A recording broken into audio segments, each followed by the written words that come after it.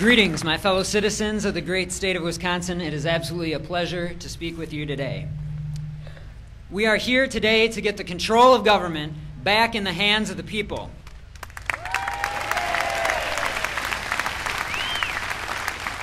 The government now owns the major insurance companies, the banks, the roadways, and the railroads. It controls our children's education, the aviation industry, and the major media. We now have military in 153 out of 197 countries in the world. We're fighting two major wars, a drug war and a global war on terrorism. The scope of the federal government is absolutely unimaginable. There are now few human activities in this country that are now not regulated in some way by the federal government.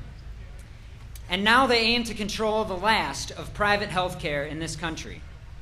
This type of government, with aims at total control over all aspects of society and all aspects of human experience, is nothing other than totalitarianism.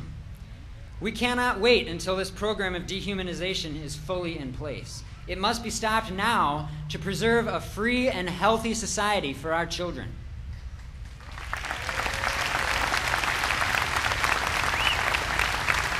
It is in this context that I discuss health care. No issue has more fervently caught the attention of the public in recent weeks.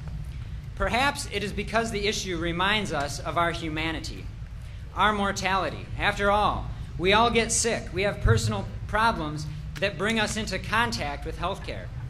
We share the most personal parts of our lives with our physicians in the privacy of a trusting relationship. It's for these reasons that people are so passionate about healthcare. It deeply affects all of us.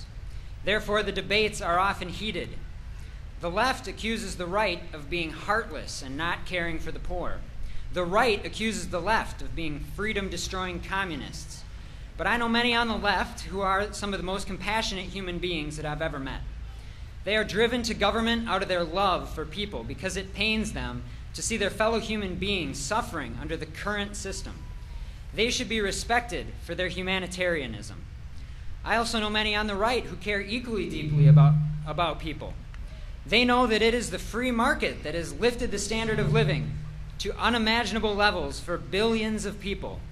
Well, it's the Soviet-style socialist system that has brought poverty and misery.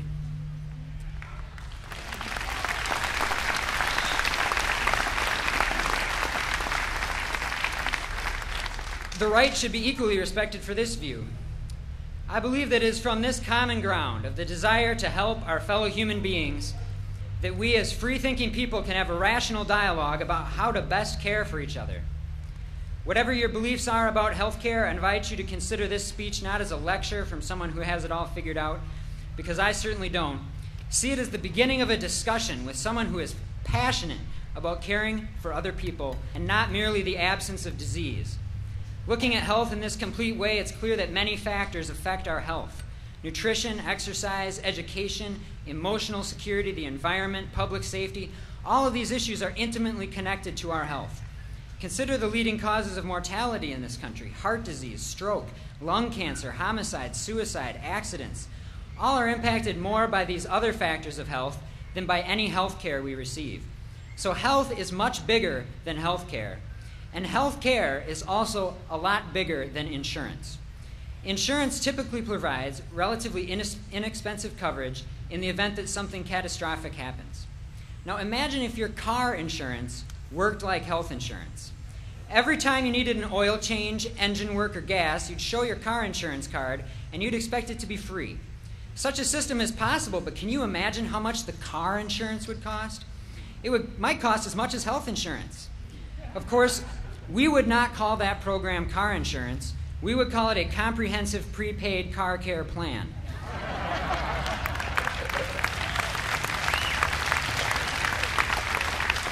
The issue is the same with health care. It's prepaid health care when we have health insurance. Now, people will argue that health care is necessary and oil changes are not. Therefore, we need insurance to protect us and make sure we have access to health care. So I guess you will all have to go out and get yourself some food insurance, because God knows we need food. Imagine if you had a $15 copay for your next grocery store visit. I bet you would buy a lot more than you needed. perhaps 10 or 15 organic grass-fed T-bone steaks. So you get to the checkout line, and instead of paying for your groceries, you pull out your grocery insurance card. Imagine the bureaucracy of paper pushers needed to handle a system of millions of people's grocery insurance. Claims managers, coding specialists, billing experts. A whole industry would develop to manage it. Hundreds of thousands of people, and it would all be pointless. Imagine, people could just pay for their own groceries.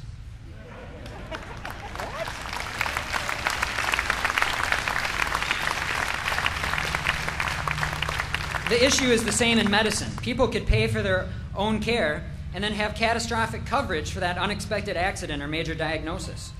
Insurance is one of the worst ways to pay for just about anything.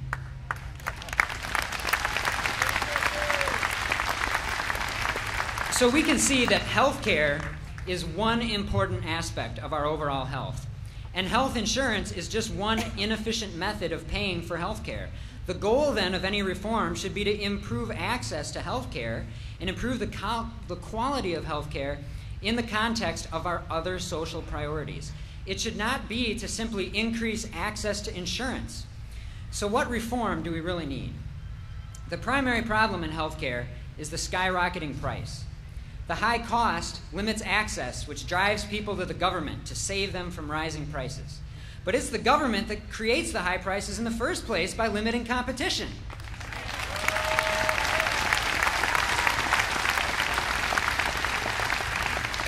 The answer does not come from more government, but from less. The only system that creates lower prices and higher quality is the free market. We must use the same forces that create lower prices and higher quality in every other area of our lives to create lower health care costs and increase access and quality for those who so desperately need it. We could do this by ending the current system of third-party payers. Under this system, those responsible for paying the bills compete over who can most effectively shift the bill to someone else. In a market system where the consumer is in charge, the providers of health care, the doctors, compete over providing the best value to their patients. Look at where the market is allowed to function. Plastic surgery and LASIK, prices are down, quality goes up, doctors work to please their customers. They even give out their home phone and email. Does your doctor do that? True reform would also include tort reform. Imagine...